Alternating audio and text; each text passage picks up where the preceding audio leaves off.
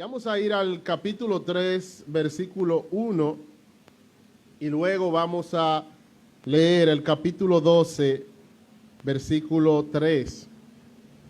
Hebreos 3, 1 y Hebreos 12, 3. Dice la palabra de Dios: por tanto, hermanos santos, participantes del Cristo celestial, considerad al apóstol, profesión de Cristo Jesús. Capítulo 12, versículo 3 dice: considerad a aquel que sufrió tal contradicción de pecadores contra sí mismo, para que vuestro ánimo no se canse hasta desmayar.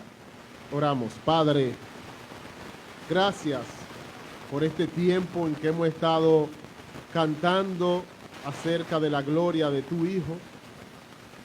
Gracias porque lo hemos estado considerando también en la cena. Gracias por esos medios de gracia que tú nos has otorgado. Gracias por tu palabra que vamos a exponer en esta mañana. Oh Dios, te rogamos que tú abras nuestros ojos y que podamos contemplar las maravillas de tu palabra. Que al ver la gloria de Cristo, el Espíritu Santo obre en nuestros corazones. En el nombre de Jesús, amén. Hay una experiencia, hermanos, que nos es común a cada uno de los creyentes. Eso independientemente a cualquier condición. Esa experiencia nos es común a todos, sin importar si somos nuevos en la fe o somos maduros. Esa condición o experiencia nos es común a todos, sin importar si somos maestros de la palabra o no lo somos. Nos es común sin importar si somos hombres o mujeres, si somos de mucha edad o somos muy jóvenes. Todo creyente es partícipe de esta misma experiencia. ¿Y a qué me refiero? Me refiero a que todo creyente en Jesucristo tiene momentos de debilidad.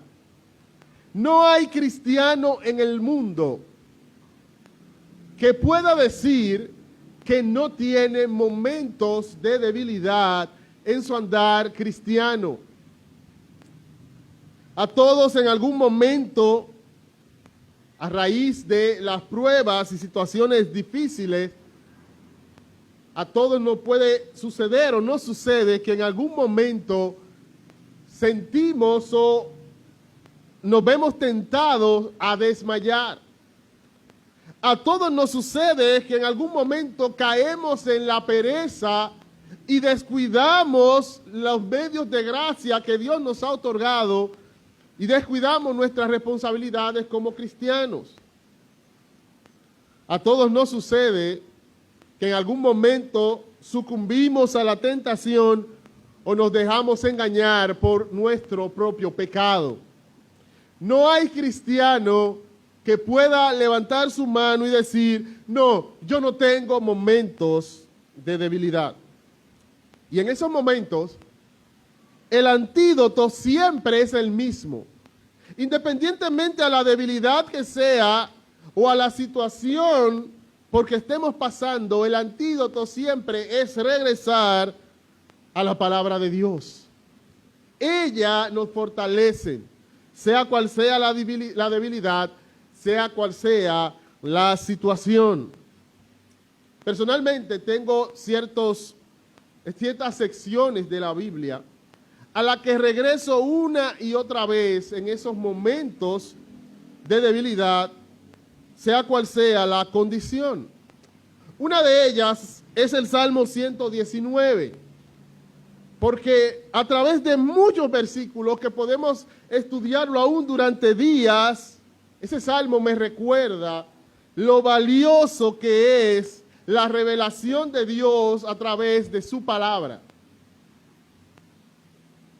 Pero otra parte de la Escritura a la que regreso una y otra vez en esos momentos es el libro que tenemos por delante, el libro de Hebreos. Y tal vez para alguno este libro no sea el mejor libro para uno regresar en un momento de debilidad. Tal vez alguno diga, pero este es un libro que lo que yo pienso cuando me llega a la mente el libro de Hebreos son temas difíciles, discusiones teológicas. No aliento para continuar adelante. Pero eso es porque tenemos tal vez un concepto errado del enfoque del libro de Hebreos. Si tú lees el capítulo 13, versículo 22, te das cuenta que el enfoque del autor, si bien él trata muchos temas profundos y teológicos, su enfoque era exhortar. Él le llama a toda esta carta una palabra de exhortación, que es la forma en que los judíos llamaban a las predicaciones o a los sermones, como en Hechos capítulo 13, cuando a Pablo se le da la oportunidad en la sinagoga de predicar y dice, danos una palabra de exhortación. Y es por eso que muchos dicen que Hebreos es un ejemplo temprano de sermón de la iglesia primitiva. Porque el autor lo que quiere hacer es exhortar al pueblo de Dios. Es por eso que el autor no espera hasta el final de la carta, como otras epístolas, para exhortar al pueblo de Dios en los últimos versículos, sino que desde el principio él está explicando doctrina y exhortando, explicando doctrina y exhortando, explicando doctrina y exhortando, porque es una palabra de exhortación. Y el autor nos da múltiples exhortaciones a lo largo de la carta, porque el apóstol Pablo nos dice que cuando yo redargullo, reprendo y exhorto, debo hacerlo con doctrina. Y él entonces con doctrina les redarguye, les reprende, y les exhorta. Ahora, dentro de todas esas exhortaciones hay una exhortación que podríamos decir que es la exhortación principal del autor, o la exhortación principal de la carta. Podríamos decir que esta exhortación es la exhortación de las exhortaciones en la epístola a los Hebreos. Podríamos decir que toda exhortación y toda doctrina que el autor da en esta carta es para darle esta exhortación. Esta exhortación aparece 2 veces a lo largo de la carta. Capítulo 3, versículo 1, capítulo 12, versículo 3. ¿Cuál es esta exhortación? Considera a Cristo. Considera a Cristo. Podríamos decir que esta es la gran exhortación que el autor está dando en toda la carta, a través de todas las otras exhortaciones y todas las doctrinas que él presenta. Considera a Cristo. Y ese es nuestro tema en esta mañana. Considera a Cristo, una exhortación a los hebreos y a nosotros. Y le he puesto este subtítulo para que entendamos que si bien fue una exhortación a los hebreos, y vamos a tratar de verla en su contexto, es una exhortación a nosotros hoy. El mismo autor dice en el capítulo 4 que la palabra de Dios, esa palabra escrita en el Antiguo Testamento, y por ende toda la palabra de Dios es viva y eficaz, y que todavía nos habla hoy, como dice el autor en el capítulo 4. Otra vez establece un día, hoy. Así que este llamado del autor de considerar a Cristo era para los hebreos, pero es también para nosotros. Era para la situación que ellos estaban viviendo, pero también es para la situación que tú estés viviendo. Considera a Cristo. La idea de considerar no aparece con la misma palabra en los 2 versículos.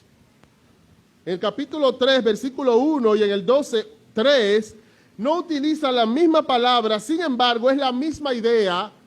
Por tal razón, los traductores utilizaron la misma palabra, considera a Cristo. Muchas veces se hace mucho lío con la diferencia de palabras griegas, cuando generalmente, aún en el español, usamos sinónimos, aunque cierta palabra enfatice más cierto aspecto de la misma idea. Por ejemplo, una madre le dice a su hijo un día, báñate bien. Y al otro día le dice, aséate bien. Él está diciendo lo mismo. Su enfoque es el mismo, aunque utilice palabras diferentes. Y cuando el autor le dice, considera a Cristo, aunque en el texto griego son palabras diferentes, los traductores entendieron que era la misma idea, porque ambas tienen que ver con el uso de la reflexión, el uso de la mente. Pon en tu mente a Cristo, reflexiona con relación a Cristo. Es lo mismo que Pablo le dice a Timoteo en otro contexto, acuérdate de Jesucristo. Y hermanos, esta es la exhortación para nosotros hoy. Los hebreos tenían que considerar a Cristo por cuanto, probablemente por todo lo que vemos en la carta, ellos estaban siendo perseguidos, presionados, eran cristianos judíos que probablemente estaban siendo presionados a volver a dejar el evangelio para volver a depender de los rituales del Antiguo Testamento que ya habían tenido su cumplimiento en Cristo. Y el autor escribe toda esta carta llena de ilustraciones, explicaciones del Antiguo Testamento, exhortaciones para llamarle a ellos a una sola cosa: consideren a Cristo. Todo lo que el autor dice es para que ellos consideren a Cristo. ¿Por qué? Porque si hay una razón por la cual ellos podían dejar el evangelio para volver tras los rituales, era porque no estaban pensando bien en cuanto a Cristo. Si ellos pensaban bien sobre Cristo, no dejarían nunca el evangelio por más presión y persecución. Oh, hermanos, tal vez esta no sea nuestra situación. Tal vez tu situación sea de debilidad, por cuanto has descuidado tus responsabilidades cristianas y eso ha debilitado tu fe. Tal vez sea de desánimo porque has visto el mismo pecado repetirse una y otra vez en tu vida y eso te desalienta. Tal vez sea de oposición de personas en tu vida o de una situación difícil cualquiera que sea. En toda situación necesitamos una sola cosa para mantenernos firmes: considerar a Cristo. La situación de Timoteo era muy diferente a la de los hebreos. Él iba a enfrentar lucha en su ministerio y Pablo le dice lo mismo que el autor de los hebreos le dice a ellos: acuérdate de Jesucristo, del linaje de David, resucitado de los muertos, conforme a mi evangelio.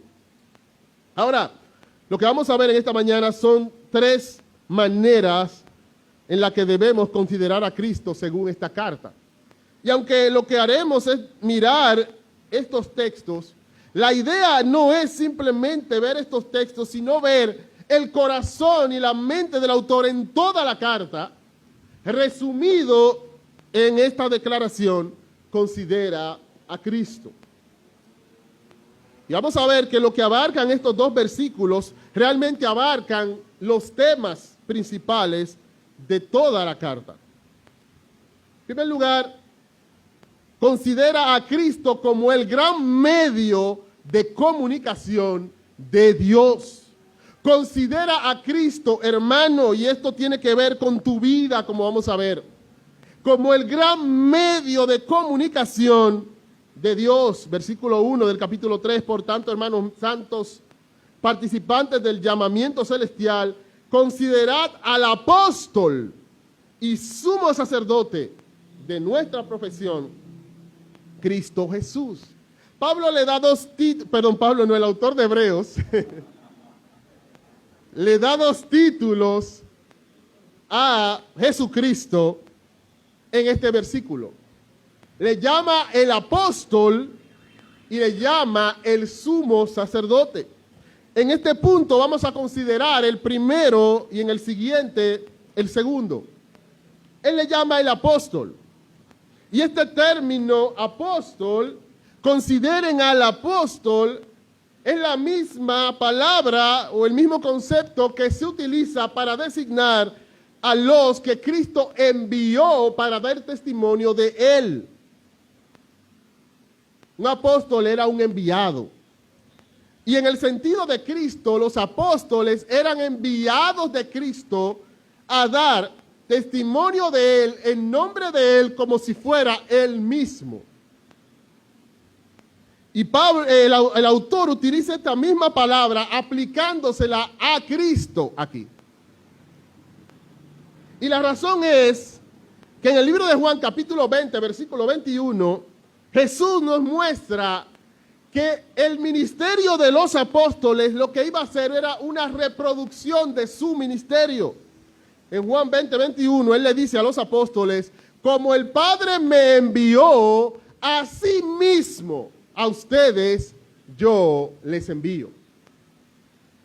Jesús le está diciendo a los discípulos que ellos serían sus apóstoles de la misma forma que él era el apóstol del Padre. Así como los discípulos iban a dar testimonio de Cristo, Cristo dio testimonio del Padre. Él era el gran medio de comunicación de Dios. Esto, podríamos decir que es la tesis principal en estos 3 primeros capítulos del libro de Hebreos. Él comienza presentando a Cristo precisamente como esa revelación completa de Dios, ese medio en que Dios nos ha hablado en estos postreros tiempos. Él es el gran apóstol del Padre. Después dice que Él es superior a los ángeles, que también eran esos enviados mensajeros, que es la palabra ángel, un mensajero, y que los judíos entendían su superioridad por cuanto eran mensajeros que descendían del mismo cielo. Y Él le dice, no, pero Él es superior a esos mensajeros celestiales. Él es el gran apóstol. Y en el capítulo 3, Él lo presenta como superior a Moisés, que era ese gran apóstol del Antiguo Testamento que fue enviado a dar testimonio de Dios, de su redención y de su ley al pueblo de Israel. Tanto así que Cristo es presentado como un profeta como Moisés. Y aunque Moisés fue fiel en su ministerio, el autor dice, pero Cristo no es un siervo simplemente, Él es un hijo sobre su casa. Él es el gran medio de comunicación de Dios. Ahora, eso es más, se hace un énfasis especial y podemos comprenderlo más en los primeros versículos de la carta.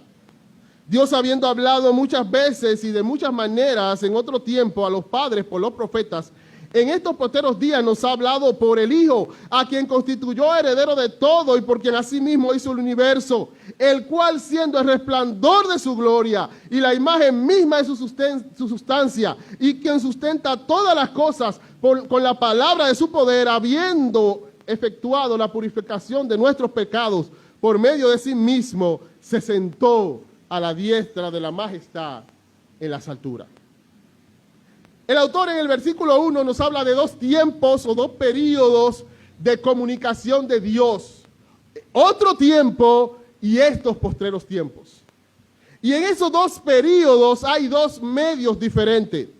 En el otro tiempo, en el pasado, Dios habló por medio de los profetas, hablando de todos esos hombres de Dios que hablaron siendo empujados por el Espíritu Santo, como dice Pedro. Pero dice aquí que en estos postreros tiempos el medio ha sido y es el Hijo. El idioma de Dios nos ha hablado en Hijo, como dicen algunos traductores. Él nos ha hablado por el Hijo. Y Él es el gran medio de comunicación de Dios. ¿Por qué? Dice aquí que Él es el resplandor de su gloria. Lo que la luz del sol es al sol, Cristo le es a Dios. ¿Cuándo tú dices que tú viste el sol? Cuando tú ves la luz del sol. Y entonces por eso Jesús le dice, el que me ha visto a mí, ya ha visto al Padre. Y es por eso que su revelación, el hecho de que le haya comunicado a través del Hijo, nos dice que eso es la revelación perfecta y completa de Dios. Dice que Él es la imagen misma de su sustancia, o sea, lo que una estampa en una página es a un sello, Cristo le es a Dios. Cuando tú ves una estampa de una página, en una página, tú puedes estar seguro que el sello original tiene esa misma imagen. Cristo es la imagen misma. Cuando tú ves a Cristo y ves sus enseñanzas y ves su vida, tú puedes estar seguro que Dios es a sí mismo. Es la imagen misma de su sustancia. Y por eso Él está diciendo a esa gente que iba a dejar el evangelio de Cristo, la revelación completa de Cristo, para quedarse solamente con el Antiguo Testamento y la interpretación de los judíos del Antiguo Testamento. Y Él está diciendo, ustedes están desechando que Dios se ha revelado por completo en Cristo, no solamente terminando la revelación, su revelación, sino además dándole el verdadero sentido al Antiguo Testamento. Ustedes lo están rechazando por el Antiguo Testamento interpretado por hombres. Consideren a Cristo el apóstol de nuestra confesión de fe, que es la idea de cuando Él dice de nuestra profesión. Ahora, esto no es solamente un asunto doctrinal, y cuando digo doctrinal, es un asunto doctrinal, me refiero a un asunto mental. Esto tiene implicaciones prácticas. Y el autor de los Hebreos le exhorta a ellos partiendo de esta verdad. Y quiero que veamos esas implicaciones prácticas de esta gran verdad de que Cristo es el gran medio de comunicación de Dios. De que en Cristo se completó la revelación de Dios y la tenemos aquí en el Nuevo Testamento. No necesitamos nada más que la Biblia. No necesitamos sueños, ni revelaciones, ni ideas humanas, porque ya Cristo ha completado la revelación de Dios. Pero eso tiene implicaciones para nuestra vida. En primer lugar, hermanos,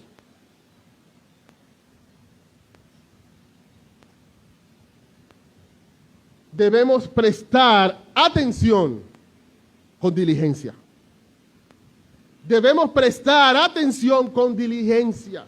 Si Cristo ha completado la revelación de Dios, ha confirmado, ha cumplido y ha explicado el Antiguo Testamento y nos ha dado el Nuevo Testamento y tenemos la Biblia completa para nosotros, eso tiene implicaciones para nuestra vida. Y la primera es entonces que debemos prestar atención con diligencia.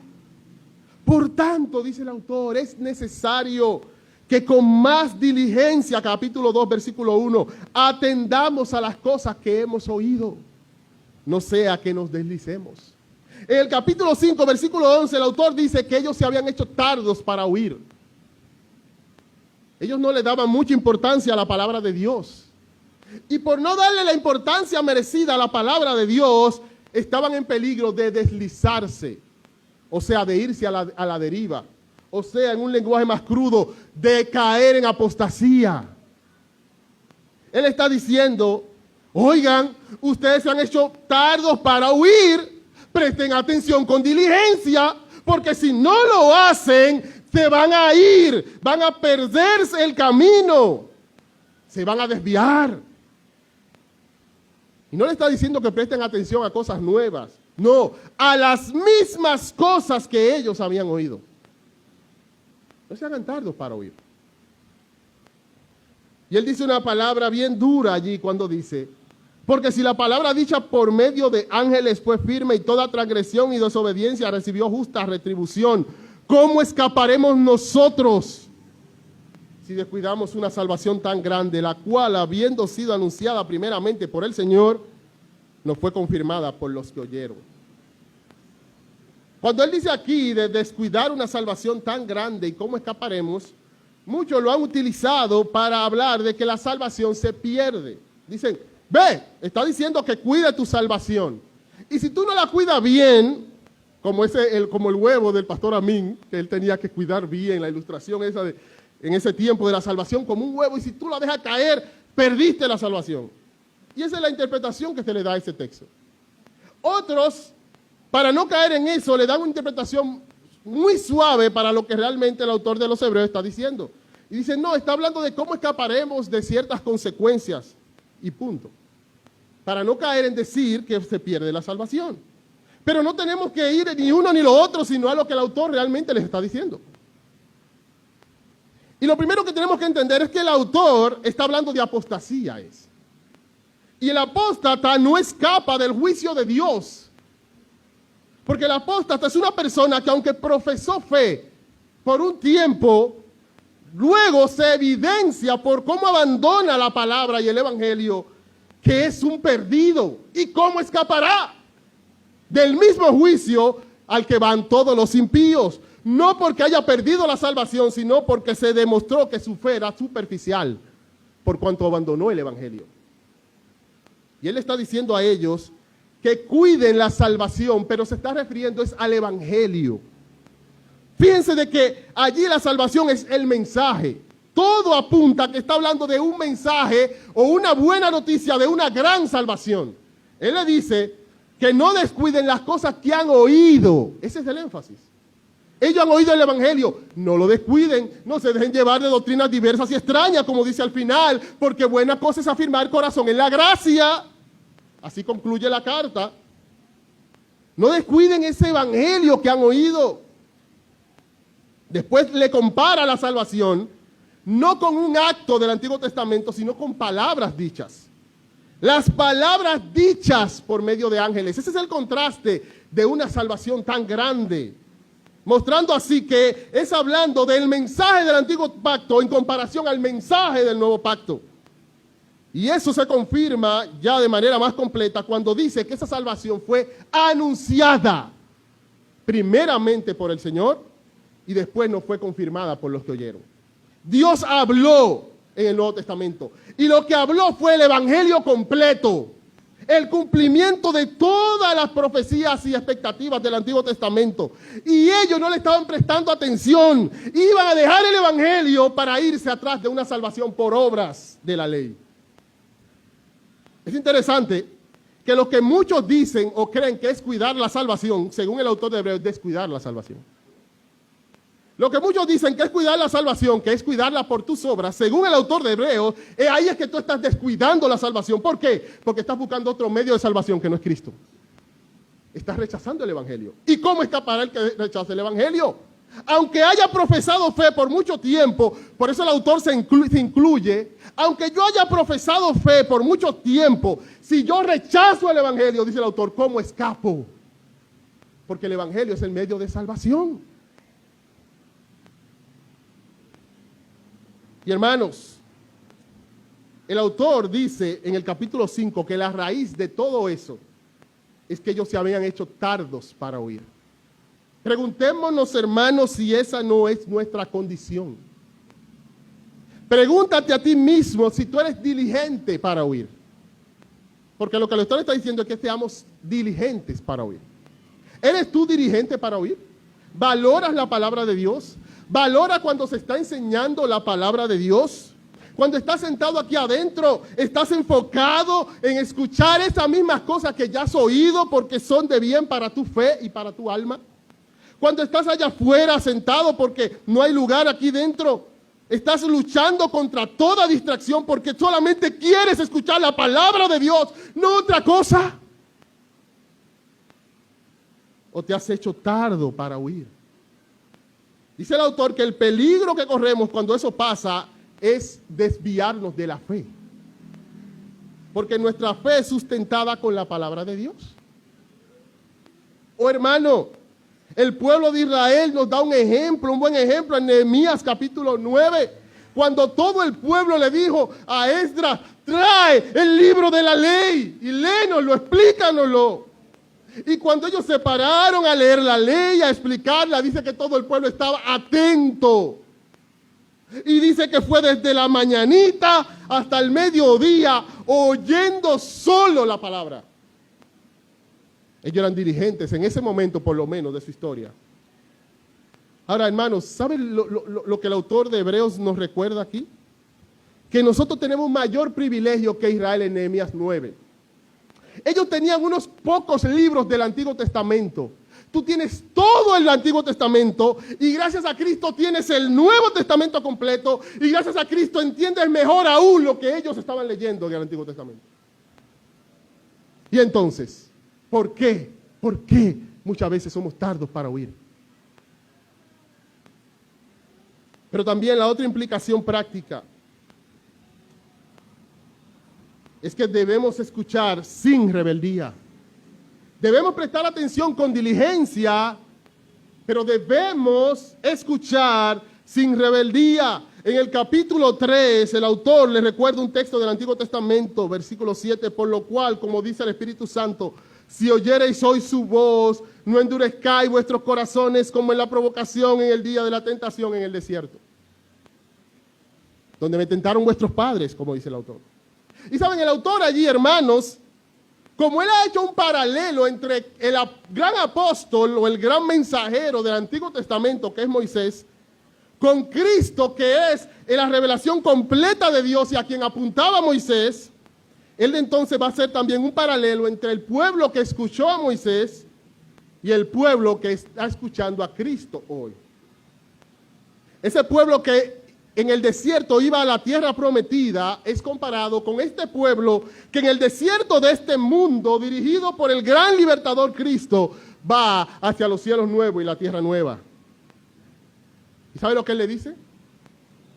De la misma manera, el mismo mensaje es hoy. Si tú oyes su voz hoy, a través de Cristo, quien ha completado todo lo que Moisés no completó, no endurezcas tu corazón. Hermanos, el pueblo de Israel escuchó a Moisés, el gran enviado de Dios, en ese contexto, y fueron rebeldes a la palabra de Dios. La iglesia de Cristo hoy puede cometer ese mismo error y es lo que el autor está diciéndoles. Ustedes también ahora con una mayor revelación, con mayor responsabilidad, porque tienen toda la revelación de Cristo, desde Génesis hasta Apocalipsis. Si oyen su voz, no endurezcan su corazón. Y hermanos, cuando está hablando de oír su voz, no está hablando de algo místico. Hay en ciertos momentos cuando los predicadores hablan en cierto tonito y te dicen, hermano, ven. No, hermano, no. Se está refiriendo a cada vez que se te explica la Biblia. Cada vez que se te explica la Biblia, Dios está hablando. Que se te explica claramente, de acuerdo a su contexto, lo que ahí dice, Dios te está hablando. Aún si al predicador se le olvida comparártelo con ciertas cosas de tu vida, Dios te está mostrando una verdad en ese momento a la cual tú debes responder. Y has escuchado 1000 verdades que puedes relacionarla en ese momento, pero es que somos vagos. Somos tardos para oír. Y ni eso queremos pensar. Porque ahí tengo una excusa y digo, no, fue que no me explicó bien el texto. Y el asunto es nuestro pecado, hermanos. Y la realidad es que endurecemos nuestro corazón a la palabra. Y el texto me dice que yo no debo escuchar con rebeldía. Que cuando yo escuche la palabra de Dios, yo tengo que estar diciendo, sí, Señor, es así. Y debo hacerlo. Porque tú dirás, no, yo no escucho con rebeldía, yo estoy gozándome en el culto, pero cuando salgo, tomo alguna decisión en base a lo escuchado. Es rebeldía igual, aunque diga amén. Y hermanos, según el autor de los Hebreos, esto es peligroso, porque cuando yo escucho la palabra con rebeldía, eso es señal de incredulidad. Él le dice a ellos en el capítulo 4, que a ellos no le aprovechó, versículo 2, el oír la palabra porque no iba acompañada con fe. ¿Sabe por qué el pueblo de Israel endureció su corazón y la palabra no aprovechó? Porque cuando Moisés le presentaba la ley de Dios, las promesas de Dios, ellos, aunque estaban ahí, eran incrédulos, muchos de ellos. Y cuando dice incrédulo, no se está refiriendo a un creyente que duda. No, se está refiriendo a incrédulos, impíos, que se van a perder. Muchos de ellos eran impíos y se iban a perder. Por eso en el capítulo 3, versículo 12, él le dice, mirad, hermanos, que no haya en ninguno de vosotros corazón malo de incredulidad. Le está diciendo, observen su corazón, cómo responden a la predicación de la palabra y pregúntense, ¿yo soy creyente realmente? Porque como veremos en Juan 10, dice Cristo, mis ovejas oyen mi voz. Entonces, si no la oigo y soy desobediente y quiero echarle la culpa a todo el mundo, menos a mí, que no obedezco la palabra, eso probablemente sea una señal de incredulidad. Y él dice allí, miren hermanos, tengan cuidado. Hermanos, nosotros cuando estamos frente al Evangelio tenemos que entender que no estamos ante poca cosa. El Evangelio es el mensaje que salva al pecador y si lo rechaza es el mensaje que lo condena, como predicaba el pastor cuando hablaba de Jesús como fuente de gracia y de juicio. Por ende, yo debo preguntarme, ¿soy creyente realmente? Y el endurecerme a la palabra de Dios predicada y enseñada es una señal de incredulidad. Hermano, eso no es cualquier cosa, entendamos. Incredulidad. O sea, infierno, condenación. Nunca os conocí, apartaos de mí. Es tu eternidad que estás poniendo en juego por tu orgullo. No porque vayas a perder la salvación, sino que si no hay humillación ante la palabra, está dando señal de incredulidad. Y saben, el autor de Hebreos es tan fuerte que él se incluye a él mismo. Porque él dice, si esa es mi condición, ni yo escapo. ¿Cómo escaparemos? Y a veces nos sacamos a nosotros, ¿no? Eso, yo me conozco, yo sé que yo no soy tan malo. Yo sé que soy cristiano. Sí, pero ¿estás oyendo la palabra y estás doblegándote a ella? ¿Qué te da esa seguridad? ¿Cómo escaparás? Oh, hermanos, cuando tú salgas de tu casa los domingos en la mañana, antes de salir, aún en las noches, piensa, mañana voy a escuchar la palabra de Dios y ven con el corazón diligente para oírla y la disposición de salir y obedecerla. Y cuando salgas de aquí, habla de ella con tus hijos estando en el camino. Tenla en el corazón, vuelve a texto en la semana y léela otra vez. Con diligencia presta atención a la palabra y no la escuches con rebeldía,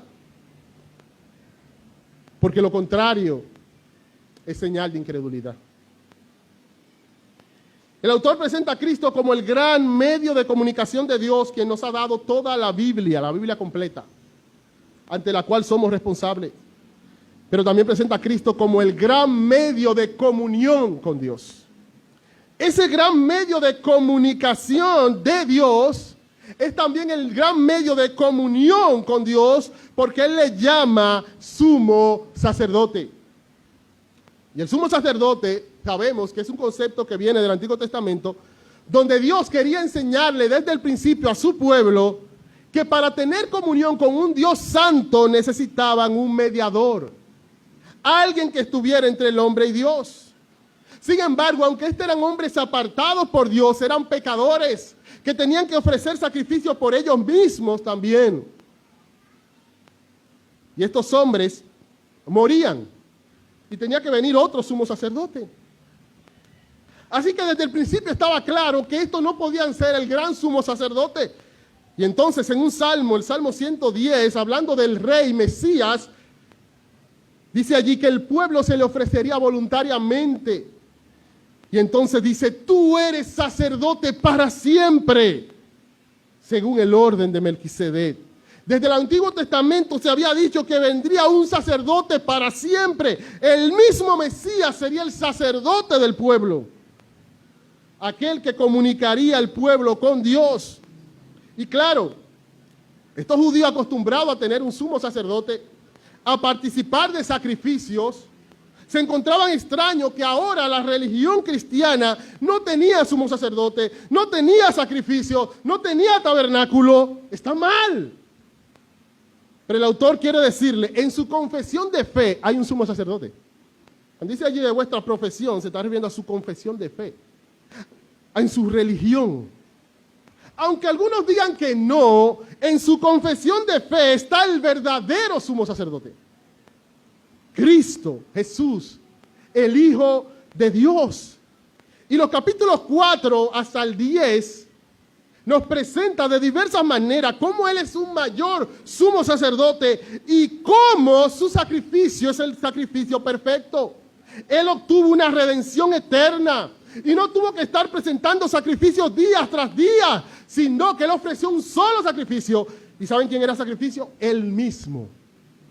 Y a través de ese sacrificio obtuvo una redención eterna. Y el editor le está diciendo, ustedes ya tienen acceso a Dios para siempre. Tienen una salvación eterna que no se pierde porque es para siempre. Una eterna redención significa un eterno rescate. No que Él te rescató hasta el próximo pecado. Como dice un autor, vida eterna no es vida eterna hasta el próximo pecado. No es que Él te rescató hoy y mañana tú estás para perderte, no. Si Él te ha rescatado, si tu fe no es superficial, sino que has creído realmente en Cristo, Él te rescató para siempre. Tu salvación es eterna, es segura. Y tú llegas a Dios por medio de Él. Y Él quiere que consideren a Cristo como el gran medio, porque eso también tiene implicaciones para la vida. Capítulo 4, versículo 14 dice, por tanto, teniendo un gran sumo sacerdote que traspasó los cielos, Jesús, el Hijo de Dios, retengamos nuestra profesión. Porque no tenemos un sumo sacerdote que no puede compadecerse de nuestras debilidades, sino uno que fue tentado en todo según nuestra semejanza, pero sin pecado. Acerquémonos pues confiadamente al trono de la gracia para alcanzar misericordia y hallar gracia para oportuno socorro. Lo que el autor nos presenta aquí es que saber que Cristo es el que me representa ante Dios me lleva a ciertas cosas. Me lleva primero a mantenerme en el Evangelio. Dice, al ustedes tener un sumo sacerdote que traspasó los cielos, retengan su profesión, o sea, manténganse creyendo el Evangelio. No crean otra cosa, no se lleven de otra cosa, porque ustedes tienen un sumo sacerdote que traspasó los cielos. Ellos lo que tienen un sumo sacerdote que va una vez al año detrás de una cortina que ya fue rasgada por Cristo. Ustedes tienen un sumo sacerdote que fue al mismo cielo, a la misma presencia de Dios. Ellos tienen a un hombre pecador. Ustedes tienen al Hijo de Dios. El Hijo de Dios los está representando ante su Padre. Y Él le dice, teniendo eso, manténganse en el Evangelio. Retengan su profesión. No se aparten. No se vayan a otra fe.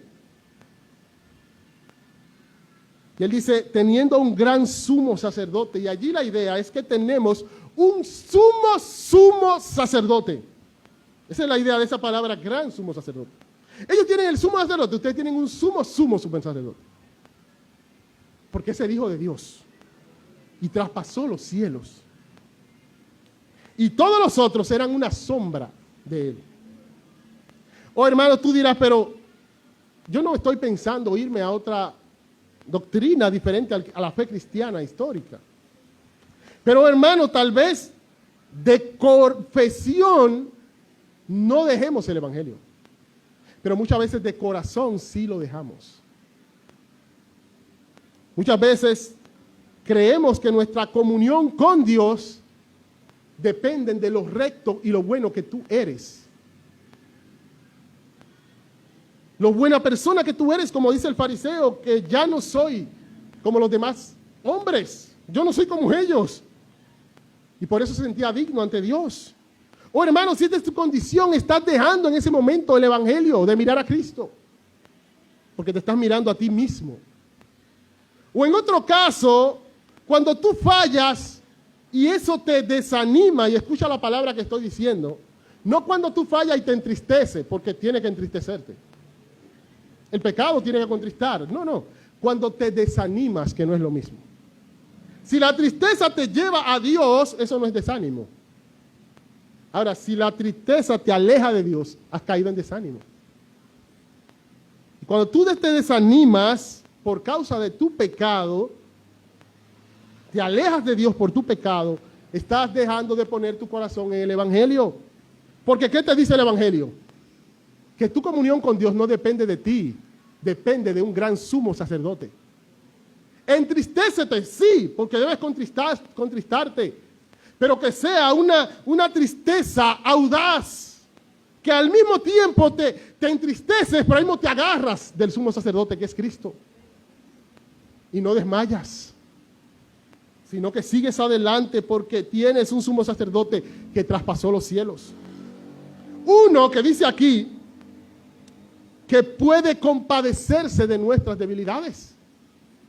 Él es compasivo, está diciendo el autor. No es que tú fallaste y él dice, otra vez lo mismo. Tienes harto con la misma cantaleta. Y así pensamos de Cristo a veces. Esa no es la idea.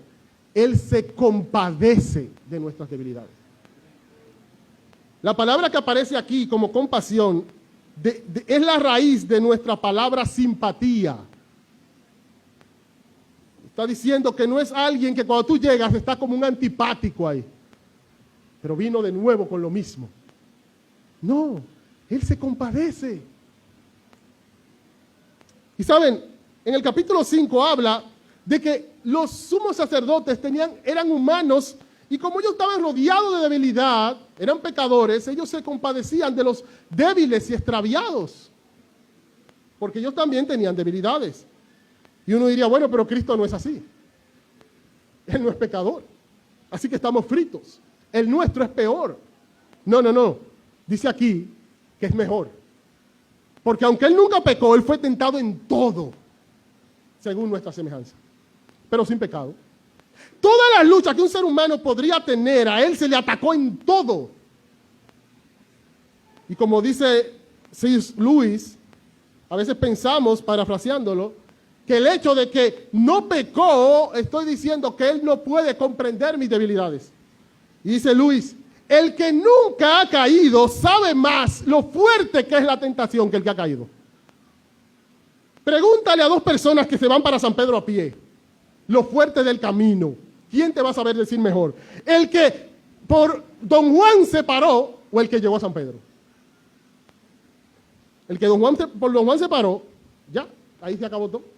Pero el que llegó hasta San Pedro sabe el camino entero, todo lo que viene en el camino. Pregúntale a uno que cada vez que Satanás le hace una mueca, cae. Este no sabe lo fuerte que es el ataque. Pero a uno que le hicieron la mueca no cayó. Ah, pues no cae con mueca. Le voy a tirar una piedra, no cae. Ah, pero voy a agarrar un garrote, no cae. Le voy a tirar un edificio arriba, no cae, pero es que no cae. A ese le ataca con toda su furia. Cristo fue tentado en todo, porque como Él no caía, las armas eran cada vez más fuertes, pero nunca cayó. Y Él sabe todos los ataques que podían haber, pero Él nunca cayó. Y Él puede mirarte con compasión. ¿Necesitaba Dios encarnarse para conocer nuestro corazón? No. Dice el salmista, Él conoce nuestra condición.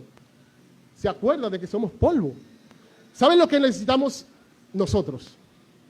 Nosotros necesitamos ver al Cristo encarnado, porque si no fácilmente decimos, Él está por allá en su trono, Él no sabe. Y entonces cuando vemos a Cristo allí, llorando y sudando como grandes gotas de sangre, decimos, Él sí sabe. Y necesitamos verle allí en la encarnación, para que hagamos la otra cosa que debemos hacer, que es acercarnos, hermanos. Dice allí, acerquémonos pues confiadamente al trono de la gracia, porque el trono del juicio, ese gran trono blanco que va a enviar a muchos al lago de fuego, es para nosotros un trono de gracia. Y has fallado una y otra vez, pero puedes volver a ese trono de gracia y hallar misericordia. No dejes de orar porque le has fallado a Dios. Pasé el día entero sin orar porque pequé contra Dios. No. Si tú tienes un sumo sacerdote compasivo, de una vez acércate. Porque Satanás va a aprovechar ese alejamiento para ir endureciéndote cada vez más. Es como aquel joven que va a buscar trabajo y entra a la oficina del gran jefe. Y allí dentro de la oficina, al lado del gran jefe, ¿sabe quién está? El hijo del jefe, el hijo favorito del jefe, que es su mejor amigo. Y él no va a entrar con miedo, él va a entrar confiadamente. Ahí está el jefe de la empresa. Pero el que me va a entrevistar tiene a su hijo, que es mi mejor amigo, al lado de él. Y en toda la entrevista se va a quedar ahí. Y yo escuché que ese padre siempre quiere complacer al hijo. Hermanos, el padre ama al hijo y ha entregado todas las cosas en su mano. Ese es el hijo amado en quien él tiene complacencia y siempre está ahí sentado al lado de él. Cuando tú vas a orar, entonces tú puedes estar seguro que está entrando un trono de gracia. ¿Y sabes cuál es la mejor noticia? Que el mismo padre puso al hijo para eso. Hermanos, eso no es poca cosa. Si fuera que el hijo lo está convenciendo, pero el padre no tiene eso, tú puedes tener confianza. Pero que el padre lo puso ahí para eso, ¿te da mayor confianza? Acércate confiadamente. ¿Estás aprovechando tus momentos de oración? ¿Estás aprovechando que se ha abierto una puerta de par en par para ti en el cielo? Tienes un amigo que tiene una cadena de resorts de 5 estrellas. Muchos, y de los mejores. Y te dice, mira, tú tienes una entrada con solamente identificarte para entrar al que tú quieras, cuando tú quieras y tomar los privilegios que quieras. Oh, hermano, yo creo que hasta el trabajo dejamos. Hasta el trabajo dejamos. Pero total, yo necesito comida, que hay comida todo el tiempo, yo me paso de resort en resort. Pues dijo, cuando yo quiera. Queremos aprovechar eso.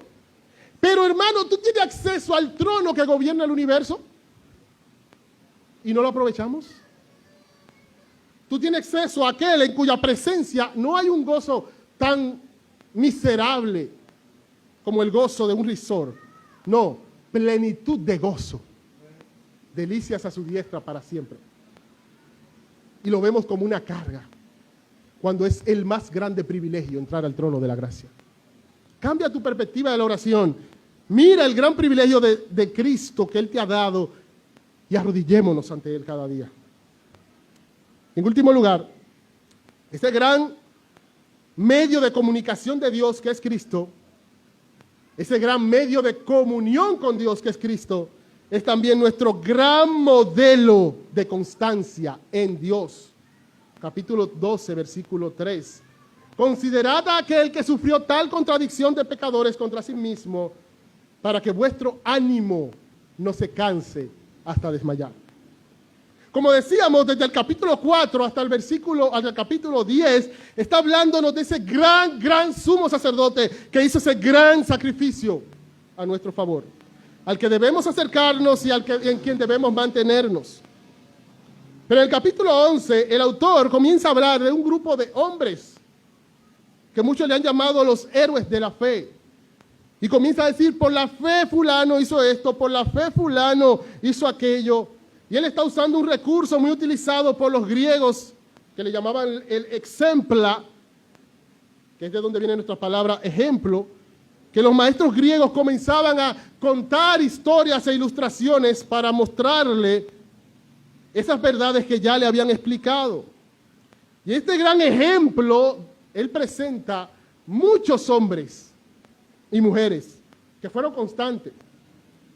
Porque desde el capítulo 6, él les está diciendo a ellos que ellos deben ser imitadores de los que por la fe y la paciencia heredan las promesas.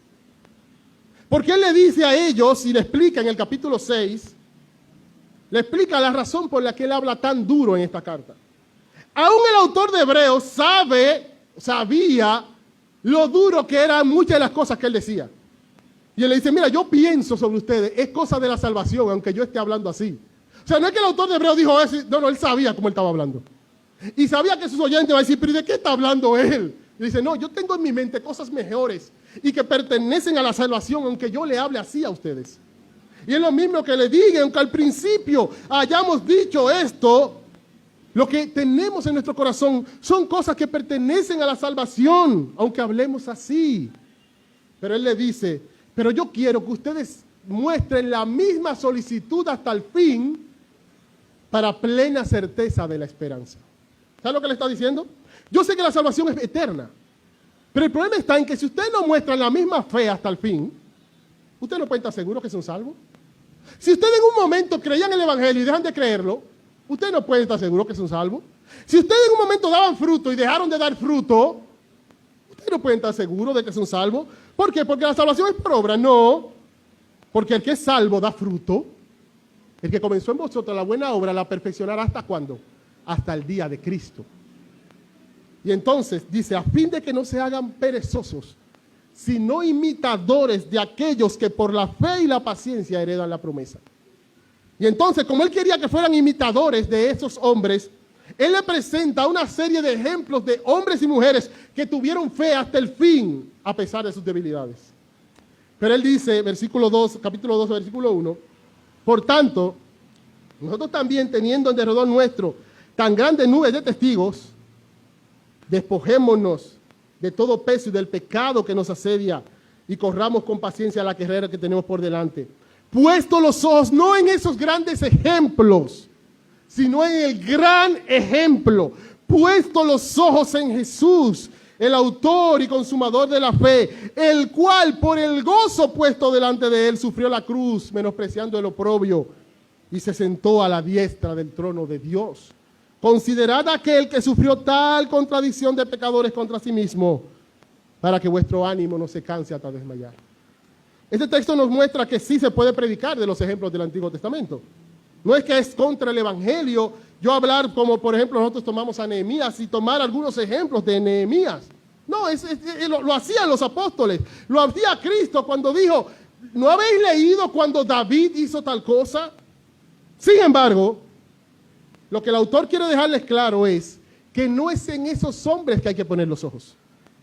Que si se va a hablar de esos hombres hay que decirles sí, pero los ojos tienen que estar puestos en Jesús. Porque ellos tuvieron fe, pero Él es el autor y consumador de la fe. Y entonces le muestra que el gran modelo de constancia es Cristo. Él, por el gozo puesto delante de Él, Él miraba que iba a sentarse en el trono al lado del Padre y miraba que, como dice en el capítulo 2, iba a llevar muchos hijos a la gloria y por ese gozo estuvo dispuesto a sufrir la cruz hasta el final. Y logró el objetivo de sentarse al trono de Dios. Y con eso ganó la salvación de todo lo que estaba en el capítulo 11 y de todo lo que tenemos que perseverar en el capítulo 12. Él es el autor y consumador de la fe. Y él le dice, considérenlo a él. ¿Saben para qué? Para que su ánimo no se canse. Piensen en él, en su sufrimiento, en su sacrificio, en su fidelidad al Padre. Si es posible, pasa de mí esta copa, pero que no se haga tu voluntad, mi voluntad, sino la tuya. Consideren eso, que él sufrió tal oposición, esa es la idea de contradicción, de pecadores, para que vuestro ánimo no se canse hasta desmayar. Hermano, tu ánimo se está cansando hasta desmayar. Ya tú estás cansado. En tu vida cristiana, por las pruebas, por tu propio pecado, por las tentaciones, por lo complicado que es este mundo. Mira a Cristo. Considera a aquel. Y ese tal allí es mostrando la grandeza. Y lo que el autor hace, primeramente, aunque está en segundo lugar allí, pero primeramente quiero mencionar, es llevarnos a comparar el sufrimiento nuestro con el de Cristo. Dice allí, porque no habéis, versículo 4, resistido hasta la sangre combatiendo contra el pecado. Ustedes no han combatido hasta derramar sangre. Él cambia la ilustración de la carrera, ahora la ilustración de la lucha, como Pablo hace en 1 Corintios 10, cuando él dice, de esta manera corro y luego de esta manera peleo. Y él dice, pero ustedes no han peleado hasta derramar sangre. Él está diciendo, su sufrimiento no han sido nada. Consideren aquel que tuvo tal sufrimiento. Y ya ustedes se están cansando. ¿Saben lo que está pasando? Que no lo están mirando a él. Porque cuando tú lo miras a él, hermano, cuando nosotros a veces miramos a ciertas personas que están pasando por ciertas situaciones, nosotros le bajamos un chin con relación a lo alarmado que estamos con nuestras situaciones. Dijimos, oye, pero yo no estoy pasando nada. Y él está diciendo, considera a Cristo para que no te desanimes. Hermanos, y si era poco el sufrimiento de ellos frente al sufrimiento de Cristo, imagínate el de nosotros, que de ellos, dice el capítulo 10, que el despojo de sus bienes sufrieron con gozo, le confiscaron sus bienes, le quitaron sus bienes a ellos, subieron gran padecimiento, dice el autor, fueron hechos espectáculo. Eso no nos ha pasado a nosotros. ¿Cuántos de nosotros nos han perseguido por nuestra fe, nos han dado palo? Ninguno. Y somos ñoños. Somos una generación ñoña y toda esa ñoñería la traemos a la iglesia también. La misma ñoñería del mundo. Y todo nos ofende y todo es un lío y todo. Y dice el autor, considera a Cristo, tú no estás pasando nada. No nos conformemos a este siglo que es ñoño en todo y todo es una ofensa y así mismo somos los creyentes. Y una mirada ya le estamos diciendo que me están persiguiendo. Y simplemente que le dije hola y no me dijo hola, ya me están menospreciando y rechazando. Bueno, hermano, dejemos esa ñoñería de estos tiempos y seamos como Cristo. Él es nuestro modelo, no este mundo. Considerad aquel que sufrió tal contradicción de pecadores para que vuestro ánimo no se canse hasta desmayar. Y entonces eso debe llevarnos a la esperanza, porque dice aquí que ese que sufrió tal contradicción de pecadores, ¿sabe por qué él soportó la cruz? Y tuvo en poco la vergüenza porque tenía el gozo puesto delante. Tenía la mirada puesta en la esperanza que él tenía. Y ahora nosotros miramos hacia atrás y vemos el resultado final, que fue que se sentó a la diestra del trono de Dios y ganó nuestra salvación. Y podemos también actuar con el gozo puesto delante, con la mirada puesta en el gozo puesto delante de nosotros. Que eso fue lo que hicieron los hebreos cuando le quitaron sus bienes. En ese momento ellos lo sufrieron con gozo porque sabían que tenían una mejor herencia en los cielos. Hermanos, viene el sufrimiento. Recuerda que Cristo puso la mirada delante y está sentado en el trono y ganó tu salvación. Si eres muerto con Él, también vivirás con Él y reinarás con Él. Viene el sufrimiento, mire hacia adelante a las promesas de Dios, a lo que te espera, sin llanto, sin clamor, sin dolor, sin rechazo, sin hambre, sin desprecio, con alegría, cielos nuevos y tierra nueva, donde verá la justicia. Y no desmayes, persevera, sigue dando pasos firmes en la fe, sigue obedeciendo, sigue levantándote mirando la promesa de Dios. Sigue enfrentando la tentación, rechazando el pecado, porque cuando el pecado se nos presenta hermoso y caemos y decimos que soy débil, lo que nos faltó fue mirar delante, como hizo Moisés, que tuvo por mayores riquezas los vituperios de Cristo que los tesoros de los egipcios, que desechó los deleites temporales del pecado porque tenía la mirada puesta en el galardón. Nuestro gran modelo, que es Cristo, por el gozo puesto delante de Él, sufrió la cruz. Cristo es el gran mensajero de Dios, el gran medio de comunicación de Dios. Es el gran mediador, el gran medio de comunicación con Dios. Y es el gran modelo. Debemos perseverar como Él lo hizo, con los ojos puestos en Él. Te animo a que te vayas a tu casa con esta resolución. Obedeceré al mensaje de Cristo, descansaré en la obra de Cristo, imitaré la vida de Cristo. Oh hermanos, si nosotros resumiéramos toda nuestra vida en esta declaración, en estas 3 cláusulas: obedeceré su mensaje porque Él es el medio de comunicación de Dios, descansaré en su obra porque Él es el medio de comunión con Dios, lo voy a imitar porque Él es el gran modelo de constancia en Dios, nuestra vida sería diferente. Vete con esta resolución de aquí, hermano. Obedeceré el mensaje de Cristo, descansaré en la obra de Cristo e imitaré la vida de Cristo. Consideremos a Cristo. Te damos gracias, Dios, en esta mañana. Ayúdanos, Dios, a quitar nuestros ojos de nosotros y poner nuestros ojos en Jesús. Oh Dios, gracias porque por más que fallemos, tenemos entrada al trono de la gracia. Ayúdanos a alentar nuestros corazones con la verdad del sumo sacerdote, el gran apóstol y el gran fiel, que es nuestro Señor Jesucristo. En el nombre de Jesús oramos. Amén.